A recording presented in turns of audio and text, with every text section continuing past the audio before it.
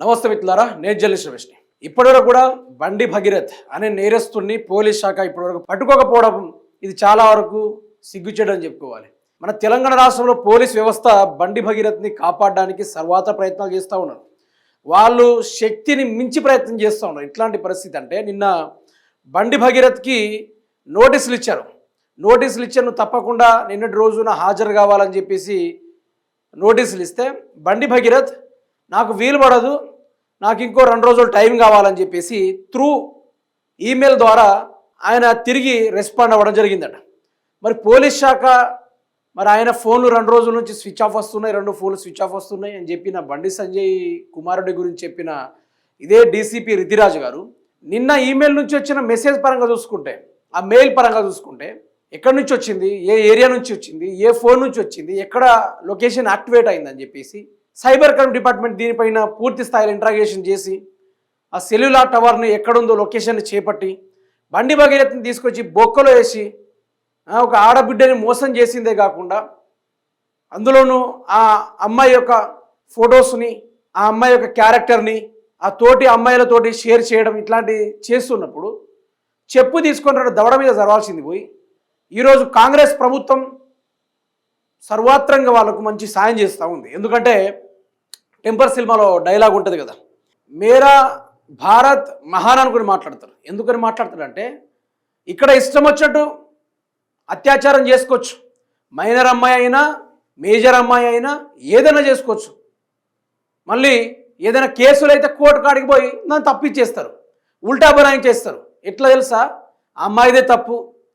నిన్న ఒక కరాటే కళ్యాణి అని ఒక మహిళ నిన్న ఈ వీడియోస్ పైన రియాక్ట్ అయ్యారు ఆవిడ గారు. ఈరోజు అమ్మాయిలు కరెక్ట్ ఉన్నారా అని చెప్పారు. ఈరోజు అమ్మాయిలు కరెక్ట్గా ఉన్నారా అనేసి ఆవిడ గారు మాట్లాడారు. సరే, కొన్ని ఏరియాల్లో కొన్ని హనీ ట్రాప్ జరుగుతూ ఉన్నాయి, అది పక్కన పెట్టేద్దాం. కానీ ఈ మైనర్ బాలికలో కరాటే కళ్యాణి గారు మాట్లాడిన ముచ్చట అందరు అమ్మాయిలు కరెక్ట్గా ఉన్నారంటే అక్కడ అన్ని ఎవిడెన్స్ ఉన్నాయి. బండి భగీరథ్ చేసిన ఆ కార్యక్రమాల మీద, అన్ని విషయాల మీద అన్నీ ఉన్నాయి. అందులోనూ బండి సంజయ్ ఏం చేసిండు, ఇది చేయి జారేటట్టు ఉంది. మగధా న్యూస్ అని ఒకటి ఉంది, మహా న్యూస్ అని ఒకటి ఉంది. ఇటువంటి తెలంగాణ యాసలో చెప్పాలంటే ఆ బ్రోకర్ ఛానళ్ళు ఈరోజు బండి సంజయ్ని తరాజులో పెట్టి జోకడానికి వాళ్ళు నానా రకాల ప్రయత్నాలు చేస్తూ ఉన్నారు. అమ్మాయి మీద అభాండాలు వేస్తూ ఉన్నారు. అమ్మాయి మైనర్ కాదు మేజర్ అనుకుంటూ చాలా రకాల వీడియోస్ కూడా చేస్తూ ఉన్నారు. అంటే బండి సంజయ్ ఈ పాటికే 500 కోట్ల రూపాయలు మీడియా మీద, సోషల్ మీడియా ఇన్ఫ్లుయెన్సర్ మీద ఖర్చు చేశారట. ఖర్చు చేసేసి ఇది డ్యామేజ్ కంట్రోల్ అయిపోయింది బాగానే, ఇప్పటికీ ఎట్లా చేసైనా మీరు దీన్ని బ్యాలెన్స్ చేయాలని చెప్పేసి మీరు కొందరితోటి ఆయన మాట్లాడడం జరిగింది. అయితే నేనేమంటున్నా అంటే నిన్న వాళ్ళు ఈమెయిల్ ద్వారా బండి భగీరథ్ మళ్ళీ రెస్పాండ్ అయితే, మిత్రులారా ఏం చేయాలా, లొకేషన్ చేపట్టాలి కదా. జర్నలిస్ట్ రమేష్ ఉన్నాడు, అదేవిధంగా రాజ్ కుమార్ ఉన్నాడు. ఇక ఆర్జిటీ వాళ్ళు మంచి బూతు పురాణం పెట్టిరు, రేవంత్ రెడ్డి మీద వీడియో పెట్టిరంటే ఇప్పటికిప్పుడు సైబర్ క్రైమ్ డిపార్ట్మెంట్ ఏం చేస్తే తెలుసా, మంచి పడుకున్న టైంలో వచ్చి సెల్లు తీసుకొని పదబాబు జైలుకు పోదామంటారు, పదబాబు వెళ్ళిపోదామని చెప్పేసి. అంత స్పీడ్గా ఉన్న పోలీస్ వ్యవస్థ ఈరోజు ఎందుకని ఢమాలైపోయింది. ఈమెయిల్ నుంచి త్రూ ఈమెయిల్ వస్తే దాని మీద మినిమం లొకేషన్ హ్యాక్ చేయకుండా, లొకేషన్ పట్టుకోకుండా, ట్రేస్ అవుట్ చేయకుండా ఏ పోలీస్ వ్యవస్థ ఏమైనా కలుపు తీస్తూ ఉన్నారా, పంట చెల్లెల కలుపు గిట్ల తీస్తూ ఉన్నారా? మీరు కాకి డ్రెస్సులు తీసేయండి, తీసేసి మీరు కాంగ్రెస్ కండువాని కప్పుకోండి, ఖద్దరు డ్రెస్ వేసుకోండి. ఎందుకని, దేనికోసమని? పోలీస్ శాఖ వాళ్ళు ప్రజల కోసం ఉన్నారా, లేకుంటే ఈ పదవులు కొనసాగిస్తున్న రాజకీయ నాయకుల కోసం ఉన్నారా? అయితే బండి సంజయ్ కొడుకు అన్నాడట, నాకు ఇంకా చాలా పనులున్నాయి, ఇంకో 2 అమ్మాయిలు లైఫ్ స్పాయిల్ చేయాలి, అందుకు 2 రోజులు ముహూర్తం పెట్టినా మేరకు దో దిన్ చాయ్యే, దో దిన్ అనుకుంటా మన విక్రమార్కు సినిమాలో డైలాగ్ ఉంటుంది చూసిర్రా, ఎన్ని రోజులు ఎతికి పెట్టి పంపిస్తాం మా భార్యనంటే దో దో దిన్ మే బేస్తుంగా అంటే చూసిర్రా గా తిరుగు. అందుకనే ఈ పోలీస్ శాఖ చాలా మంచిది, అడ్డమైన వాళ్ళకు, అడ్డగాడుదలకు మంచిగా సహాయం చేస్తుంది. ఇన్ కేస్ డీసీపీ రితిరాజ్ ప్లేస్లో నేనే ఉండుంటే మొదలు వాళ్ళు ఎక్కడున్నా కూడా ఈరోజు ఒకరిని పట్టుకోవడం అంటే పెద్ద కష్టమేం కాదు. అడ్వాన్స్డ్ టెక్నాలజీస్ వచ్చింది, చాలా వరకు అడ్వాన్స్డ్ టెక్నాలజీ. ఒక అడుగు మనం పెట్టబోతున్నామంటే దాన్ని మొత్తం తెలుసుకొని వాయ కొడుతున్నారు. అటువంటి టెక్నాలజీ వస్తే పోలీస్ శాఖ వాళ్ళేమో ఏం అందలే ఇంకా అని చెప్పుకుంటా మాట్లాడుతూ ఉన్నారు. అయితే నేనే ఆ ప్లేస్లో ఉండుంటే బండి భగీరథని గుంజుకొచ్చి థర్డ్ డిగ్రీ పెట్టి ఆ గాడిదని తీసుకెళ్ళి జైల్లో పడేసేటోడిని. నేను ఒకవేళ యాజ్ ఏ పోలీస్గా ఉండుంటే. పైన ఎవడైనా ఉండని, ముఖ్యమంత్రి ప్రెజర్ ఉండని, ఏముండని, అది కొందరికి ఉంటుంది, ఆ ప్యాషన్ కొందరికి ఉంటుంది. కానీ మన పోలీసు వాళ్ళకి ఎందుకు లేదని అర్థం కావట్లేదు. మళ్ళీ దాన్ని కవర్ పుచ్చుకునే కార్యక్రమాలు. ఈ బండి సంజయ్ మాట్లాడుతున్నాడు కొన్ని పనికిరాని మాటలు, వాటి మీద కూడా మనం మాట్లాడుకునే ప్రయత్నం అయితే చేద్దాం. అయితే ఈ ఒకసారి ఇమోజీ కరెక్ట్గా మనకి సెట్ అయ్యేటట్టుగానే తీసుకోండి అన్నమాట. ఇక చూడండి ఏమంటాడంటే, ఎన్ని రోజులు రా దోదిన్ అన్నట్టుగా, దోదిన్ పబ్బు దోదిన్ వేస్తూ అన్నట్టుగా ఈడ బండి సంజయ్, ఆడ బండి భగీరథ్, ఇగో ఇంకేమైనా సంసారంలో వచ్చి వేలు పెడుతున్నాడో కానీ ఇక జరుగుతుంది. అయితే ఇది మిత్రులారా, దీనికి తగ్గట్టుగానే న్యూస్ లైన్ ఆర్టికల్ చూసుకుంటే ఈ కథ చూడండి. ఇక శుక్రవారం వస్తా, నాకు 2 రోజులు టైం కావాలి, సిట్ విచారణకు బండి భగీరథ్ డుమ్మా, నోటీసులు ఇచ్చిన విచారణకు గైర్హాజరు, నిష్పక్షపాత విచారణపై నీలినీడలు, 2 రోజులు గడువు కోరుతూ పోలీసులకు మెయిల్. హైకోర్టులో ముందస్తు బెయిల్ పిటిషన్ దాఖలు చేసిన నిందితుడు, కేసులో కఠినమైన పోక్సో సెక్షన్లు చేర్పు, విచారణ అధికారి తీరుపై వెలువెత్తుతున్న విమర్శలు, రాష్ట్ర వ్యాప్తంగా నిందితుడు పరారి, పోస్టర్ల కలకలం, బాధితురాలి ఫోటోల లీక్ చేసిన కేంద్ర మంత్రి కొడుకు, ప్రభుత్వ ఆదేశాలతో రంగంలోకి ప్రత్యక్ష బృందం. ఈ బృందం లేదు, ఏది కూడా గాలి గొట్ట కూడా లేదు. కానీ ఇక వీళ్ళు ప్రవేశపెట్టిన సెక్షన్లు ఏంటంటే మిత్రులారా మీరే చూడండి. కేసులో కఠినమైన పోక్సో సెక్షన్ల చేర్పు, మైనర్ బాలికపై లైంగిక దాడికి పాల్పడ్డారన్న ఆరోపణ నేపథ్యంలో బాధితురాలి స్టేట్మెంట్స్ను పోలీసులు 2వసారి నమోదు చేశారు. ఈ క్రమంలో ప్రాథమిక ఎఫ్ఐఆర్లో ఉన్న సెక్షన్లు అదనంగా కఠినమైన పోక్సో సెక్షన్లు 5+1 రీడ్ విత్ 6ను చేర్చారు. ఈ సెక్షన్ల కింద నేరం రుజువైతే కనిష్టంగా 20 ఏళ్ల నుంచి గరిష్టంగా జీవిత ఖైదు పడే అవకాశం ఉంది. కేసు తీవ్రత దృష్ట్యా పోలీసులు శాస్త్ర ఆధారాలను సేకరిస్తున్నారు. ఒకవేళ బండి సంజయ్ కుమారుడికి నిజంగానే 20 ఏళ్ళు జైలు శిక్ష పడిందంటే ఈ తెలంగాణ రాష్ట్రంలో సనాతన ధర్మం అని చెప్పుకుంటే తిరుగునే వీళ్ళేందో కానీ ఆ సనాతన ధర్మాన్ని పాటించుకున్న కొందరు ఉన్న మహా హిందూ భక్తులు బాజప్తగా మాలలు వేసుకొని తిరుగుతారు ఇదే విషయంలో. 5+1 అదేవిధంగా 6 సెక్షన్ యాడ్ చేయడం వల్ల 20 ఏళ్ళు జైలు శిక్ష లేకుంటే జీవిత ఖైదును ఏర్పాటు చేసే అవకాశం ఉందని మాట్లాడుతూ ఉన్నారు. చాలా వరకు ఈ కేసు ఎక్కడ డుమ్మా అని తేలిందంటే సిట్ వేశారని ఒకటి చెప్పారు కదా, ఆ విషయంలో ఈ కేసు ఎప్పుడో నీరు గారిపోయిందని నాకు ఎప్పుడు అర్థమైపోయింది. అయితే నేనేమంటున్నా అంటే మొదలుగా పోక్సో కేసు నిబంధనలు ఏంటిది, నిందితుడిని 24 గంటల లోపే అరెస్టు చేయాలి, లేని ఎడల పోలీసుల మీద యాక్షన్ తీసుకోబడు. ఇది పోక్సో ఆ కేసులో ఈ నిబంధనలు ఉన్నాయి. ఆ నిబంధనలు తగ్గట్టుగా ఇట్లున్నాయి.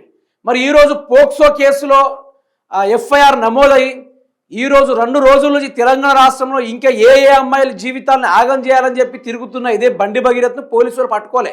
చేయని అన్న చేయి, నీకు ఇంట్లో వస్తే అంత చేయి, నీ వల్లనితరు చేయని చెప్పేసి వదిలేసిర్రు ఆయనని. వదిలేసిన దానికి ఇక్కడ ఆయన 2 రోజులు మంచిగా బిర్యానీ తిన్నాడు, హైదరాబాద్ దమ్ బిర్యానీ తిన్నాడు, కరీంనగర్లో ఆడ బకెట్ బిర్యానీ తిన్నాడు, తర్వాత అక్కడ దొరికే మంచి సిగరెట్ తీసుకున్నాడు, లేక కొకైనో లేక డ్రగ్స్ మంచిగా గుంజి ఆ కాలువ ఆ లోయర్ మిడ్ మేనర్ దగ్గర కూర్చొని గంజాయి గుంజి ఈ తీరా మరి రేవంత్ రెడ్డి ఇంట్లో దాచుకున్నాడా లేకుంటే నరేంద్ర మోడీ ఇంట్లో దాచిర్రా అని చాలా వరకు డౌట్స్ రైజ్ అవుతా ఉన్నాయి. మరి ఎందుకని ఇప్పటిదాకా దీనిపైన రెస్పాండ్ కావట్లేదు పోలీస్ శాఖ అంటే, సామాన్యుడు మధ్యతరగతి కుటుంబం వాడు పేదోడైతే వాని జీవితాన్ని సంకనాకించేస్తారు వీళ్ళందరూ కలిసి, లటక్కున పట్టేసి లటక్కున వేసేస్తారు బొక్కల. కానీ బండి సంజయ్ అనేటోడు ఓ పెద్ద ఉద్యమకర్. బండి సంజయ్ ఎవరయ్యా? బండి సంజయ్ చరిత్రని చాలా రోజుల నుంచి మాట్లాడాలని చెప్పేసి నేను అట్లనే ఊక్కున్నా, ఎందుకంటే సమయం సందర్భం సహకరించాలి దానికోసం. అందుకనే బండి సంజయ్ కథ చూసుకుంటే ఆయన గుట్కా అక్రమ రవాణా కేసులో 6 అరెస్టు, A1 ముద్దాయిగా బండి సంజయ్. మన దేశం ఎంత గొప్పదో తెలుసా మిత్రులారా? అందులో బీజేపీ వాళ్ళు ఎంత గొప్పదో తెలుసా?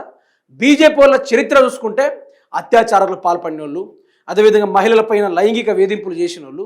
ఇక్కడ బీజేపీలో టికెట్ రావాలంటే ఒకటి నువ్వు స్మగ్లింగ్ చేసే ఉండాలి, రెండోది లేకుంటే తంబాకులు అమ్మాయినా ఉండాలి, లేదంటే మూడోది అత్యాచారాలు చేసేనే ఉండాలి.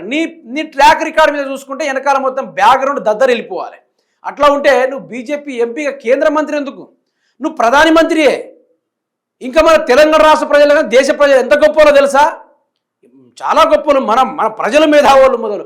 అక్కడ తప్పు చేసింది బండి కొడుక లేకుంటే బండి సంజయ్ పెంపకమా అనే ముచ్చట పక్కన పెడితే మొదలు ప్రజలు గొప్పోళ్ళు. ఎంత గొప్పలో తెలుసా?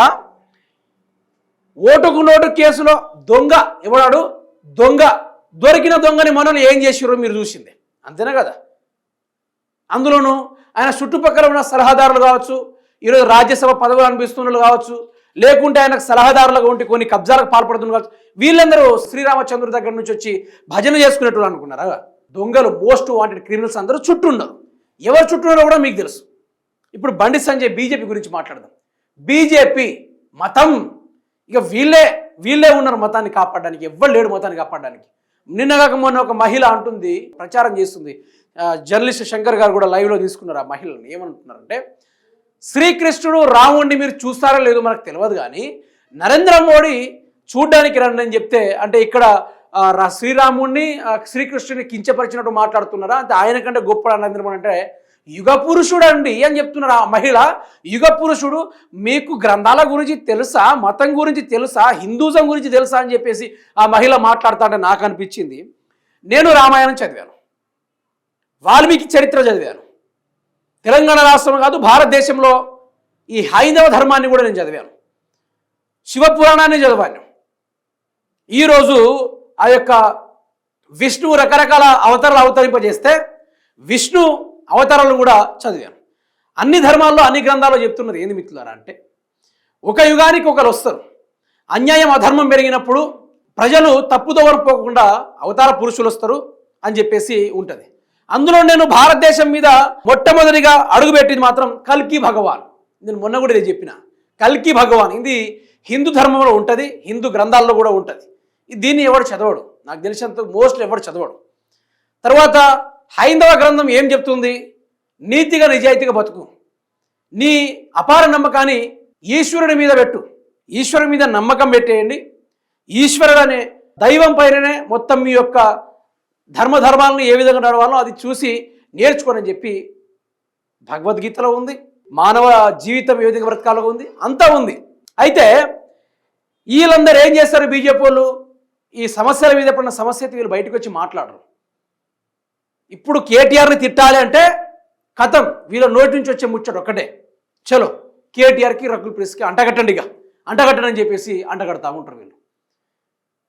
అంటే నాకు ఎట్లా అనిపించిందంటే,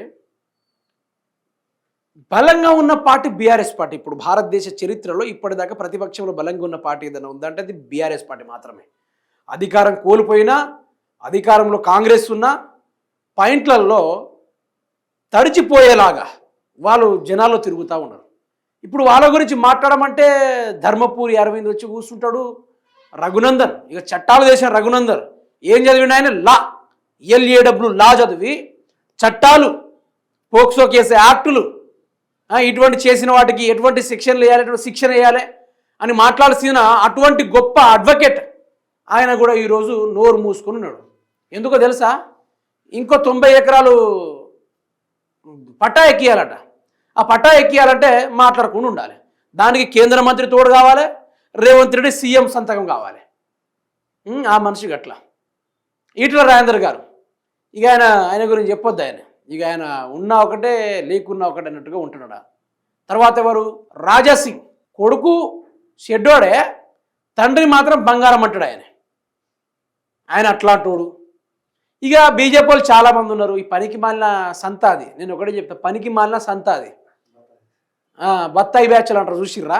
బత్తాయి బ్యాచ్లు అంటారు. ఇక దాని గురించి ఎక్కువగా ప్రస్తావించదలుచుకోలేదు నేను. ఇంకోటి ఏం చెప్తున్నా, ఇన్ని జరుగుతూ ఉంటే ఇప్పుడు నేను పాయింట్ మాట్లాడాలి. అసలు పాయింట్ ఏంటంటే మిత్రులారా, ఇప్పుడు మీకు ఒకటి చూపెడతా నేను. నిన్న ఒక వ్యక్తి పోక్సో కేసులో ఇరుక్కున్నాడు. పోక్సో కేసులో ఇరుక్కుంటే అతన్ని ఎట్లా అరెస్ట్ చేశారంటే తెలుసా? ఇక ఇతనే అబ్బాయి, మీరే చూడండి, ఇతనే అబ్బాయి. ఈయన పోక్సో కేసులో ఇరుక్కున్నాడు. ఎక్కడో చెప్తా వినండి. పోక్సో కేసులో 2 వేర్వేరు ఘటనల్లో 2 నిందితులు అరెస్టు చేసిన పోలీసులు 2ని అరెస్ట్ చేశారట. వారేవా తెలంగాణ పోలీసులు. ఎందుకు తెలుసా? బీదోడు, పేదోడు, బ్యాక్గ్రౌండ్ లేనోడు, వీళ్ళ ఏం తంబాకమ్మలే, వీళ్ళ ఏం జై శ్రీరామ్ అనుకుంటూ నినాదాలు ఇయ్యలే, వీళ్ళ ఏమో హిందూ ధర్మాన్ని అడ్డం పెట్టుకొని కాషాయం జెండా కప్పుకొని నరేంద్ర మోడీ తోటి ఫోటోలు దిగి ఉండుంటే మాత్రం ఈయనకు కూడా పోక్సో కేసులో ఇరికించకపోయేటోళ్ళు ఇతన్ని కూడా. చూడండి, ఒకరికి 20 ఏళ్ళు జైలు శిక్ష ఖరారు. బా, ఈ విషయంలో పోలీసులు రాకెట్ కన్నా స్పీడ్ ఉన్నారు.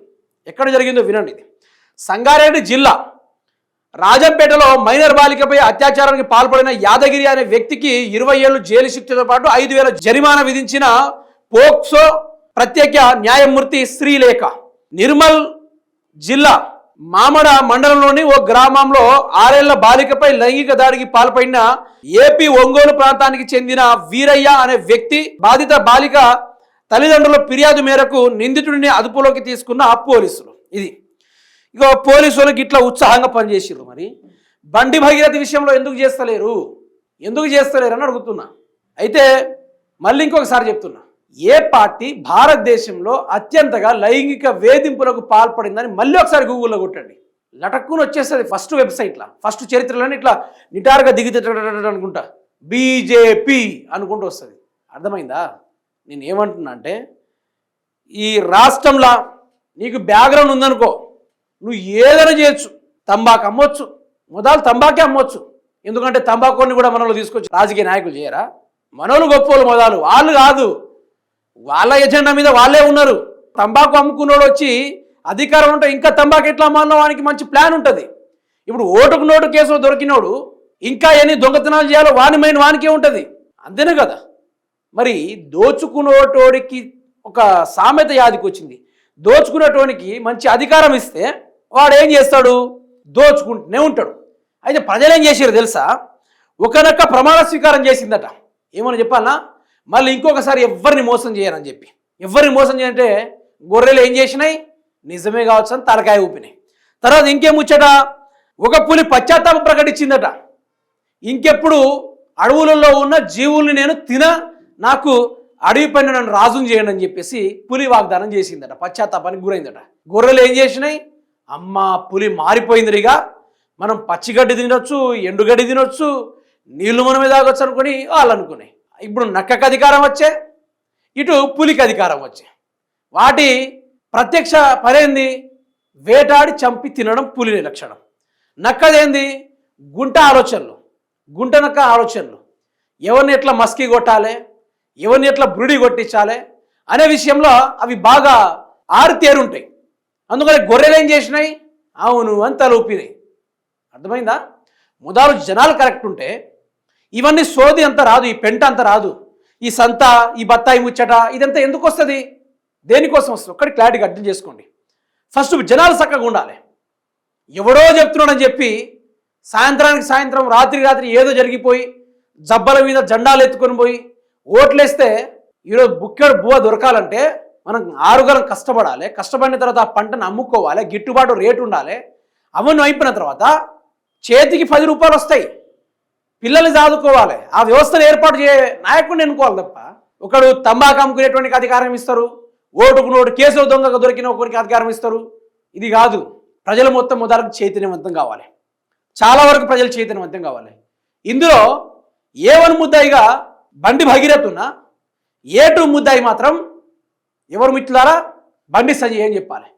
ఎందుకంటే బాధిత కుటుంబాలు వాళ్ళ దగ్గరకు వచ్చి మాట్లాడినప్పుడు నా గురించి మీకు తెలియదు, నాకు నా వెనకాల 8 మంది ఉంటారు, ఆ 8 మంది చంపిర్రు అని చెప్పేసి ఆ మహిళను బెదిరించుడు, ఉల్టా వీళ్ళ మీదనే కేసులు బనాయించుడు, ఇవన్నీ చూసి ఆ తల్లి ఓర్వలేక ఏం చేసిందంటే, మా బిడ్డ మీదనే తప్పు చేసి మా బిడ్డనే విలువను తీసి మా కుటుంబాన్నే బెదిరించి మళ్ళీ మాకే ధమ్కిలిచ్చుడేందని ఆ మహిళ పూట గతిన మహిళ కూడా కాదు. ఇప్పుడు మగధా న్యూస్ అనే ఒక ఛానల్, అదేవిధంగా మహా న్యూస్ అనే ఒక ఛానల్, ఈ బ్రోకర్ ఛానల్ ఇవి తెలుసా?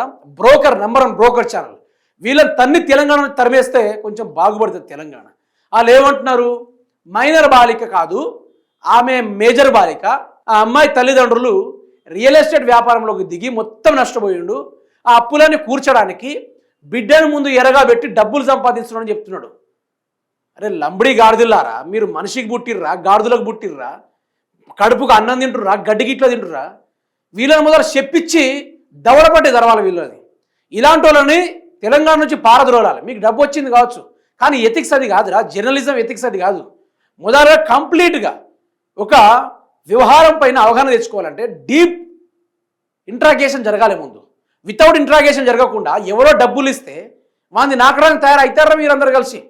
సప్పు లేక సక్కనాకుర్రి వాడిని కలిసి సక్కనాకుర్రి మంచిగా ఉంటుంది. ఈ గాడిది కొడుకులు ఇష్టం వచ్చినట్టుగా రాస్తాను రాతలు. ఇట్లా అయితే ఏమైతే తెలుసా, రేపు యువత వస్తుంది. యువత ఏం చేస్తారు, అరే తప్పులు చేయొచ్చా ఇష్టానుసారంగా, ఏదున్నా కూడా పోలీసులు పట్టించుకోరు అని చెప్పేసి తప్పుల మీద తప్పులు పాల్పడతారు. నేర చరిత్ర అనేది బాగా పెరిగిపోతుంది వీళ్ళు చేసే తప్పుడు వల్ల. రైట్, వాడు మహాన్యూసుడు గాడు ఇట్లా పేపర్ బట్టి వాడు స్టూడియోలో ఉంటాడు కోట్ వేసుకుని ఎప్పటికీ. ఒక జర్నలిస్ట్, వాళ్ళని జర్నలిస్ట్ అయితే నేను అన్నా, వాళ్ళు జర్నలిస్టులే కాదు, బ్రోకర్ కాలేదు, వాళ్ళ వ్యవస్థనే అంత బ్రోకర్ వ్యవస్థ. ఆడికే జగదీష్ రెడ్డి గారు పలుసార్లు స్లాటర్ హౌజులు నడుపుకునే గాడిదలు వీళ్ళు మహాన్యూసుడికి బగ్గ వలిసిన దానికి వాడిని దింపే రోజు దగ్గరకు వచ్చిందని చెప్పి మాట్లాడారు. అయితే ఇప్పుడు మహాన్యూసుడు ఏం చేస్తాడు, ఒక అమ్మాయిని ఇటు పెడతాడు, మధ్యలో ఏదో స్క్రోలింగ్ కొడతాడు, ఇటు కోసం నేను కూర్చొని భారత రాజ్యాంగం రచిస్తూ ఉంటాడు. మొన్న నేను బిల్ గేట్స్ తోటి మాట్లాడినా, రైట్ అంతేనా కరెక్టా, ఇలా రాస్తూ ఉంటాడు. బొంగువాడు రాసేది ఏముండదు అక్కడ, వానికి సుక్క చదువు లేదు. ఈ మహాన్యూసోడికి ఏబిఎన్ఓడికి వీళ్ళ చరిత్ర ఎవరికి తెలియదు. కంప్లీట్గా కాపాడాలి, బండి సంజయ్ కొడుకుని మంచిగా కాపాడాలి. నేను ఏం చెప్తాను తెలుసా, బండి సంజయ్ని కాపాడాలని చెప్పేటోళ్ళకి నేను సీదా సవాల్ ఇస్తుతా ఉన్నా. అయ్యో రెండు ఉంటాయి మిత్రులరా, అయ్యో రెండు ఉంటాయి. మీరు తరాజులు పట్టుకోండి, తరాజులు పట్టుకొని సరిసమానంగా ఇట్లా జోకండి. జోకితే బరాబర్ జోకుతారు, జోకించుకోబడతారు. ఓకేనా? ఏం మనుషులు రావాయి గిట్లాంటి నర న్యూస్ ఛానల్ నడిపేది? ఇదేనా న్యూస్ ఛానల్ ఎథిక్స్? ఇప్పుడు పోలీసు వాళ్ళు వాళ్ళ మీద యాక్షన్ తీసుకోరు అంటే తల్లిదండ్రులు ఈరోజు ఆ బాధిత కుటుంబానికి యావత్ తెలంగాణ అండగా నిలబడింది, యావత్ తెలంగాణ అండగా నిలబడింది. సిగ్గు లేకుండా సీఎం ఏమో ఎటుపోయిండో తెలియదు, బండి సంజయ్ ఏమో నా ధర్మం అన్నా, నాదే ధర్మం అన్నా, నేనేందో చూపిస్తాను అనుకుంటా బెదిరించుడు. ఎవరికి పోయి నీ బెదిరింపులు ధమ్కీలు? ఎవరికి నీ బెదిరింపులు, నీ ధమ్కీలు, నీ కథలు? అందుకని నేను ఏమంటున్నా అంటే బండి భగీరథ్ని మొదలుగా బొక్కలు వేయాలి. వానికి టైం ఇచ్చుడేంది? ఎవడాడు? ఎవడైనా సరే పోక్సో కేసులో ఇరుక్కున్నాడు, ముఖ్యమంత్రి అయినా మంత్రి అయినా ప్రధాని అయినా గుంజుకొచ్చి బొక్కలు వేయాలి మొదలు. అని బొక్కలు వేసిన తర్వాత మిగతా ముచ్చట్లు విచారణ ఏదైనా సరే. అంటే పెద్దోళ్ళ కొడుకులు ఉంటే ముందు విచారణ జరిపి జైలుకు పంపుతారు, మధ్యతరగతి కుటుంబంలో పేదోడైతే వాని బొక్కలో చేసేసి కథం వానికి రాయడం జీవిత ఖైదు అంటే రాసి పడేస్తారు. ఇంకెక్కడ మిగిలింది న్యాయము? ఇంకెక్కడ నడుస్తుంది రాజ్యాంగము? ఇంకెక్కడ అంబేద్కర్ కళ్ళు కన్నా రాజ్యం నడుస్తూ ఉంది? ఏడలో నడవట్లేదు కదా. అందుకని ఆర్ఎస్ ప్రవీణ్ కుమార్ గారు చెప్పింది ఏంటంటే A1గా బండి భగీరథ్ని అరెస్ట్ చేయాలి, A2గా బండి సంజయ్ని అరెస్ట్ చేయాలని చెప్పారు.